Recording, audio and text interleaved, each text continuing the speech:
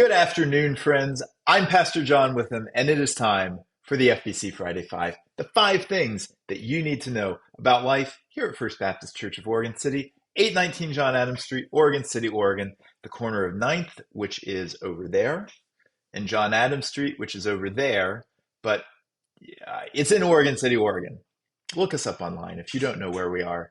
819 John Adams Street. You can punch it in your phone. It'll tell you exactly how to get here from wherever you are in the United States or Canada, probably Mexico. I've never done the research on that.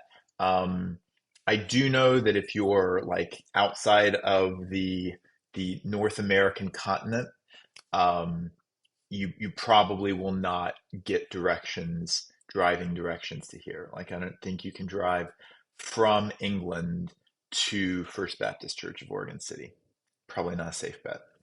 Which is why none of the Fulham players come to church here, despite there's an open offer. If any of the players from Fulham Football Club in West London want to come visit First Baptist Church of Oregon City, you're more than welcome to come by anytime. You just probably will have a harder time driving here than most people. I know we have a parking problem, but that's a whole different subject. It's just street parking. We don't have a parking lot. Sorry. Anyway, so yeah, it's Friday. We did our very last hot chocolate, coffee, tea, and cider distribution for the year. And I'll tell you this, the big loser, the big winner by far was hot chocolate. Surprised me, definitely. We went through a lot of hot chocolate. Um, I think that was the winner. I'm 90% sure hot chocolate was the winner. We weren't keeping tabs. We didn't keep score or anything like that. So I'm pretty sure hot chocolate was the winner. Coffee was a close second.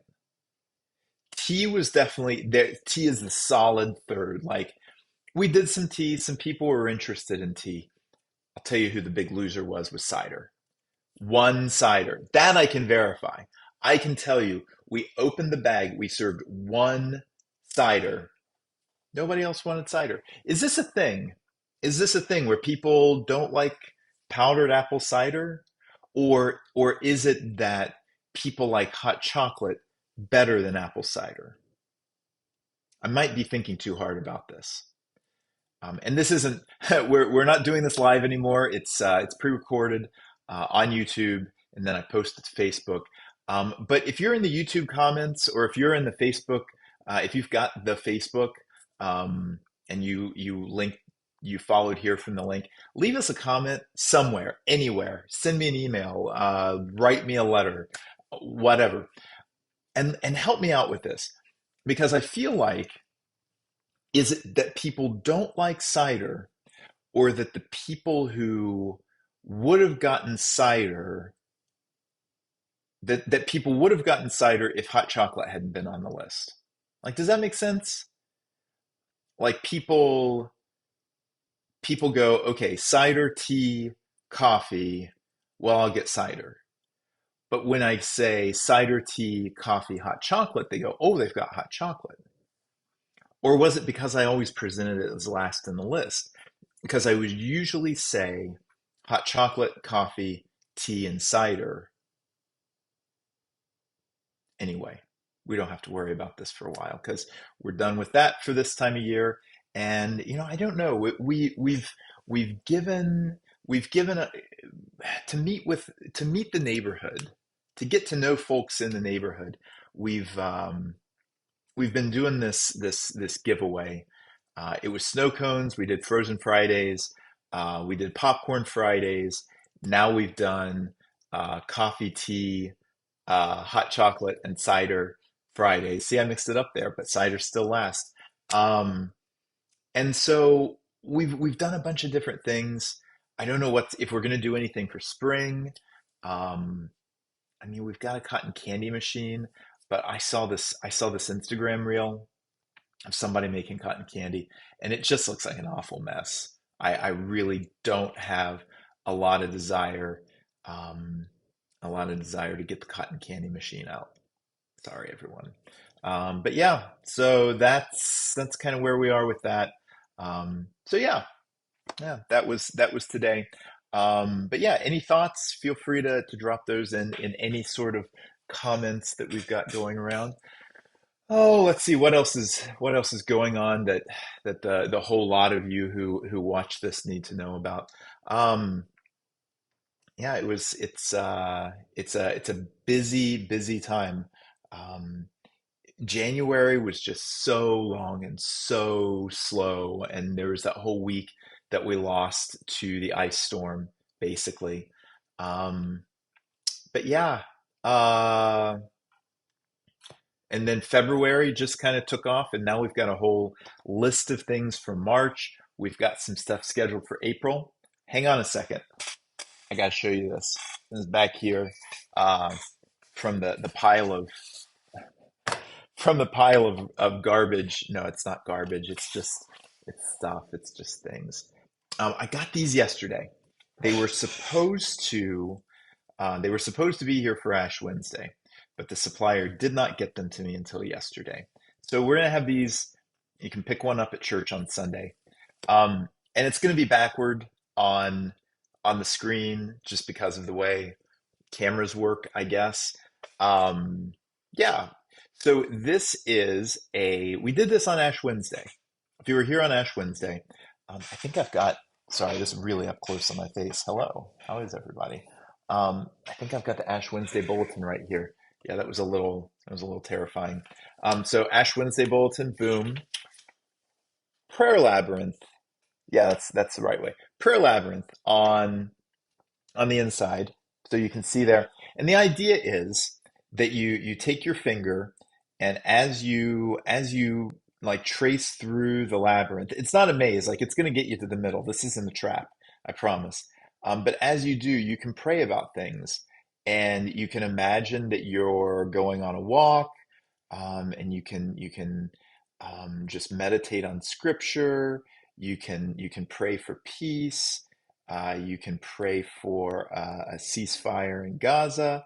There's a lot of things that you can do. Um, and you can pray for loved ones, you can pray for the church, and just slowly and gently trace the labyrinth here. And that's a prayer technique at Camp Arowana. Love Camp Arowana. Big shout out, big heart to Camp Arowana. Um, at Camp Arowana, they have an actual prayer labyrinth you can walk through. And it's really cool. I like the practice of it. I also, a few years ago, 2 years ago now, pulled weeds at Camp Arawana's prayer labyrinth. And so, what have I got for you on Sunday? Boom, sticker.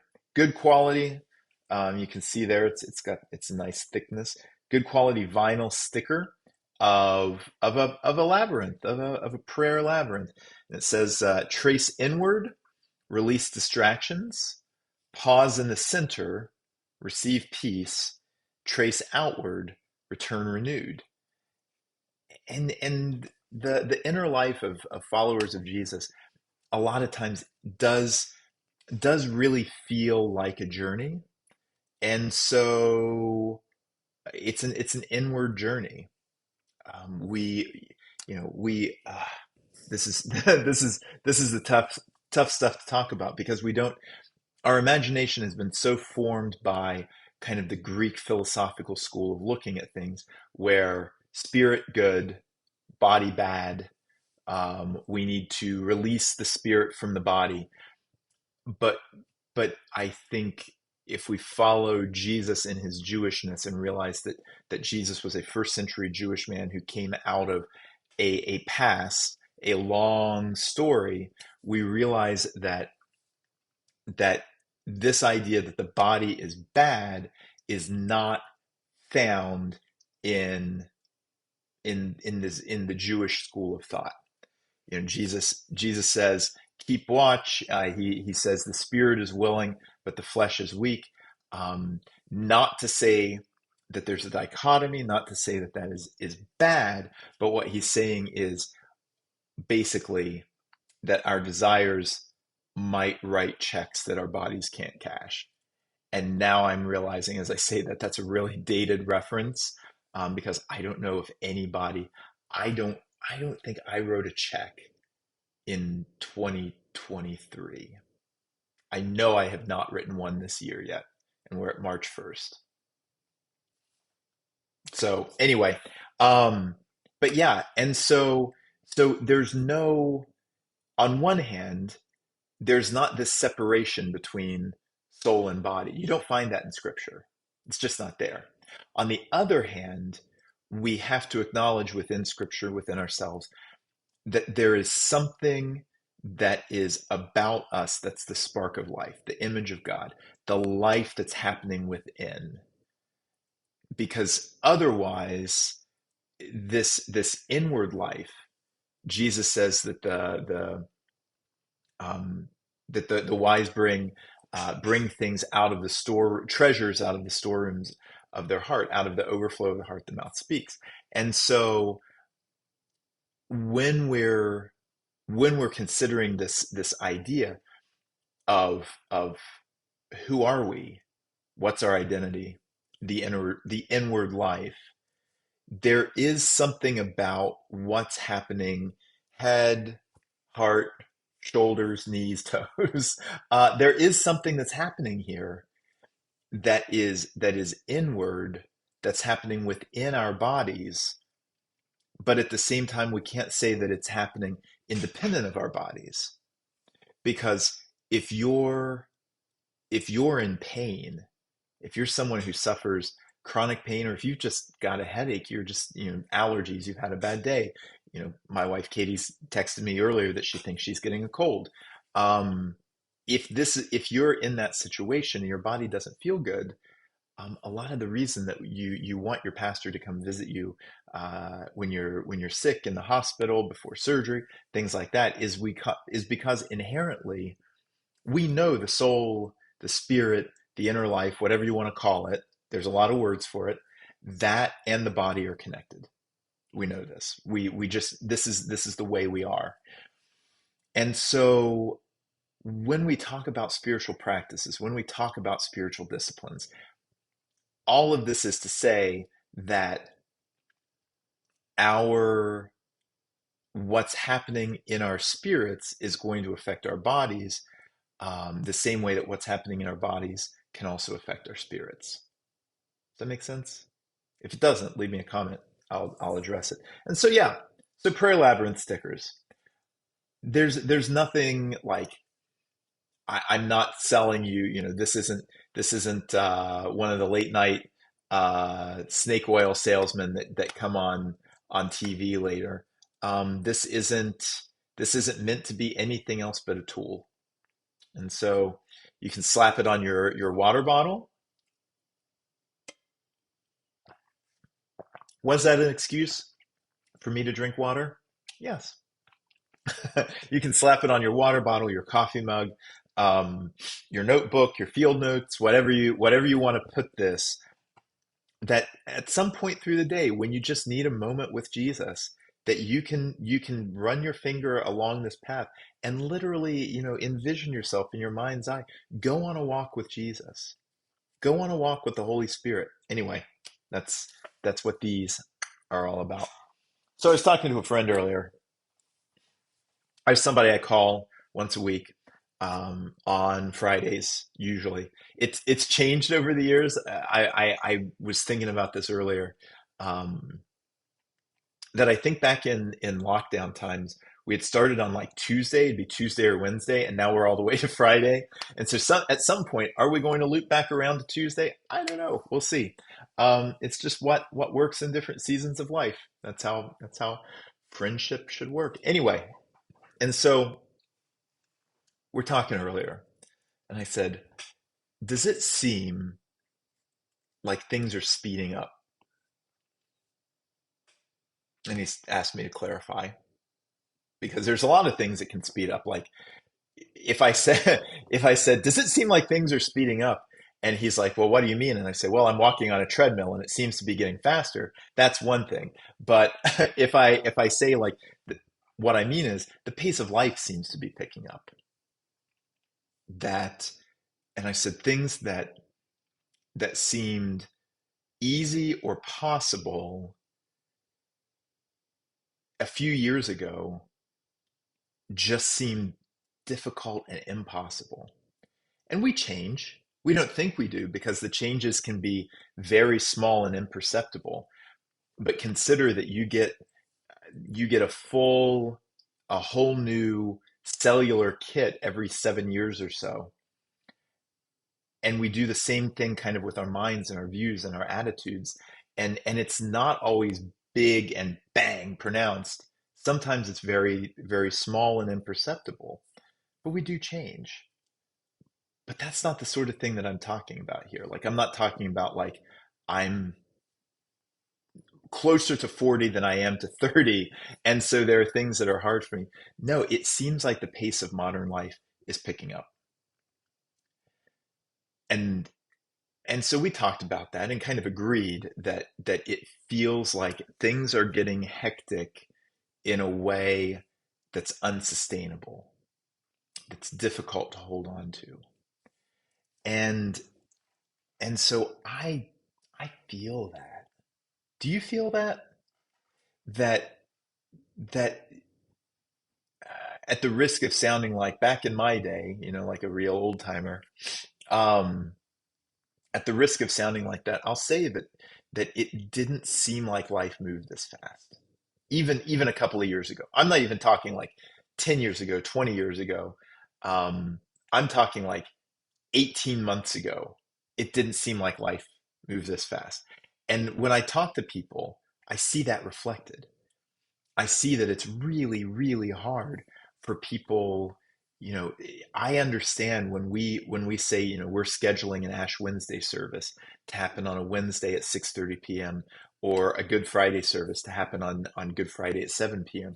that that people have to be here. It's a sacrifice. There was this kind of dopey Jesus polka from the early 90s. We bring the sacrifice of praise into the house of the Lord. Anybody remember this? Um, it was fine for the time. Now, we've written some new stuff since then. Um, but it's a sacrifice. It's really a sacrifice to people. It's not easy.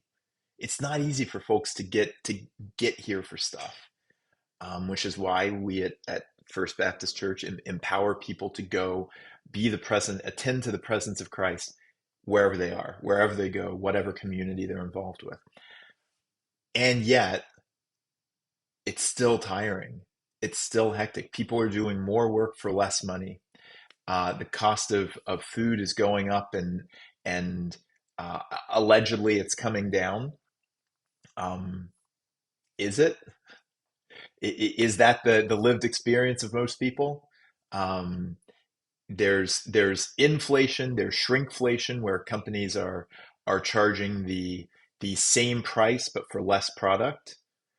There's greedflation because there's evidence that all of these companies are making outsized profits now off of the backs of hardworking people like you. Unless you're the CEO of Kellogg's, who this week, had total Marie Antoinette vibes when he encouraged people to save money by eating cereal for dinner. And I was like, I remember when eating cereal, you did it because it was fun and made you happy, not because you just couldn't afford to eat anything else. Like, life isn't easy. Life, there's a lot of things right now that seem and are difficult, and that wears on us in a couple of different ways. Katie, my wife Katie, she's brilliant, and she did her master's degree in 1 year, and she started it on the same day that they started a new school year. Of It was back during virtual learning on the computer because of COVID. Um, she started it that day, which was 2 weeks after the wildfires in 2020. She finished it in a year, and she learned this term, allostatic load, and it is the maximum things that we can carry um, in our bodies, physically, mentally, emotionally, spiritually, that we can handle. That's the allostatic load. And I feel like everybody has a high allostatic load. Combine that with there have been some very distinct societal stresses. That's the allostatic load. And so what do we do as people who are followers of Jesus? I've said before, if you want to know where I am theologically, people come to church or they'll email me and they'll ask me, of what's your theology, or what's the theology of your church? And I'll tell people it's the resurrected body of Jesus Christ. Changes everything. Because Jesus was raised by God from the dead with an actual body that you can touch, that you can feel, that exists in our world as it is, and yet is also built for a different world, for a world when heaven and earth are one. So Jesus' resurrected body affirms that God's creation is good and that there will be a time that things will be redeemed and renewed.